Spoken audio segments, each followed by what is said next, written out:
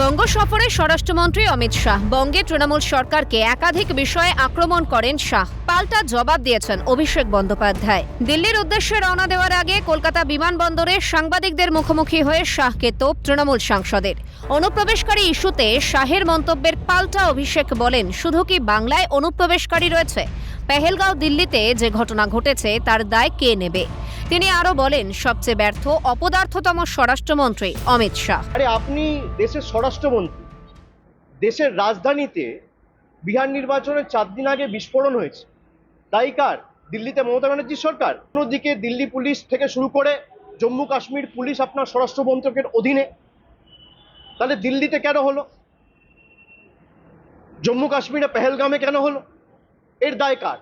ভারতবর্ষে যবে থেকে স্বাধীন হয়েছে, দেশের স্বাধীনতার পর সারা দেশে সবথেকে ব্যর্থতম এবং সবথেকে অপদার্থতম যদি কোনো স্বরাষ্ট্রমন্ত্রী থেকে থাকে তার নাম হচ্ছে অমিত শাহ।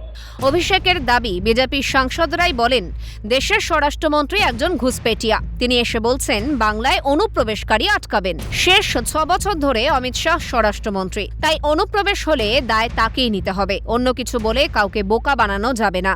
তার থেকে আগে উচিত পদত্যাগ করা। বিজেপির সাংসদরা বলছে যে দেশের স্বরাষ্ট্রমন্ত্রী নিজে একজন ঘুষপেটিয়া, সে এসে বলছে বাংলায় ঘুষপেটিয়া আটকাবো। আরে বাংলায় যদি ঘুষপেটিয়া হয়ে থাকে, 11 বছর ধরে আপনার সরকার কেন্দ্রে, 6 বছর ধরে আপনি দেশের স্বরাষ্ট্রমন্ত্রী, সবার আগে আপনার রিজাইন করা উচিত। শাহের সোনার বাংলা তৈরির মন্তব্যেও কটাক্ষ করতে ছাড়েননি অভিষেক। ভোটের আগে পরিযায়ী পাখির মতো হাজির হন। শাহকে বিঁধলেন তৃণমূলের সর্বভারতীয় সাধারণ সম্পাদক। আসামের মুখ্যমন্ত্রীর নাম হচ্ছে হিমন্ত বিশ্ব শর্মা।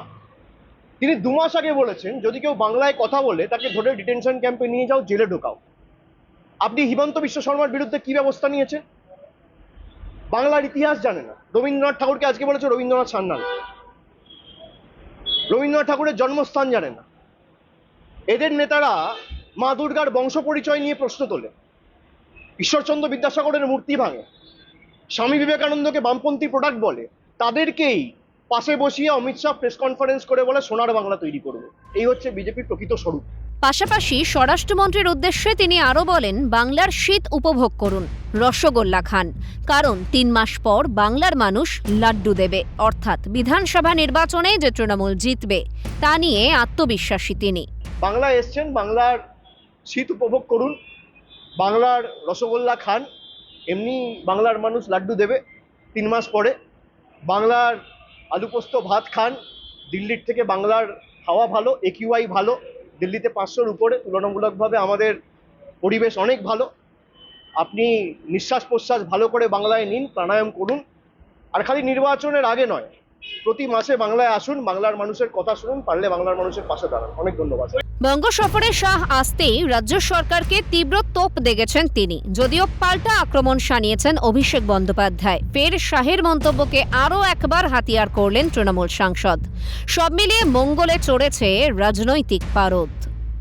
শান্তনু সাহার রিপোর্ট, ক্যালকাটা নিউজ।